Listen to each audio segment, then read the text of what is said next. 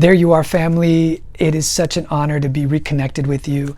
I know I've spent a little bit of time away. Sometimes, you do need a little break from all the social media stuff and also wrapping up the school year with the boys. Today's like officially first week of summer for them. They're on break, and that's given me a little breathing room to come back and be able to connect with you in this way. And I'm super glad to do it. And, I had insatiable desire to add my voice to the conversation that has been happening in our nation and the tumultuousness. My heart is heavy for everything that is happening, and I want to encourage us to continue to have courageous conversations and to invite dialogue with a posture of wanting to be open and listening and to be the change that we want to see.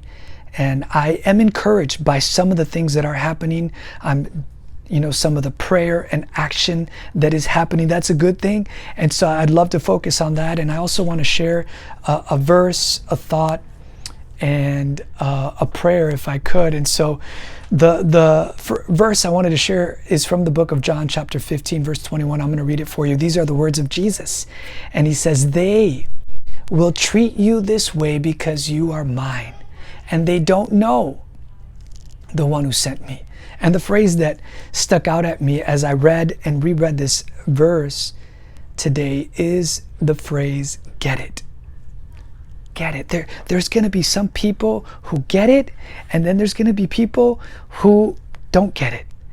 And in this passage specifically, it's almost as if Jesus is in a lament. He's almost apologetic of what the people who follow Jesus are going to face. There are going to be people who get it. And then there are people who are not going to get it. And the people who don't get it are not going to treat the people who do, the followers of Jesus, very nicely. And so, but his lament is bigger, right? Yes, you're going to go through a hard time, but his lament is because they don't yet quite know my love. They don't yet quite know my grace. They don't yet quite know my mercy. And if they would, then they would treat you differently. If they knew it the way that I want them to know it, if they don't know the one who sent me, is what Jesus is saying in this phrase and in this verse. And what he wants is he wants everyone and everywhere to be having conversations about his love, grace, and his mercy. He wants everywhere to demonstrate his love, grace, and mercy. He wants everywhere to announce his love, grace, and mercy, because if we could get this, our world would be different. If we could get this, we would treat each other differently. We would get it. And listen, I understand there are times I don't get it. And so my prayer today is that may we be a people who get it.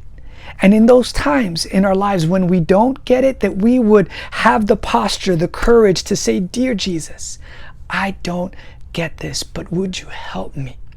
By your love, by your grace, by your mercy, help me to get this." I love you. And remember, be a miracle.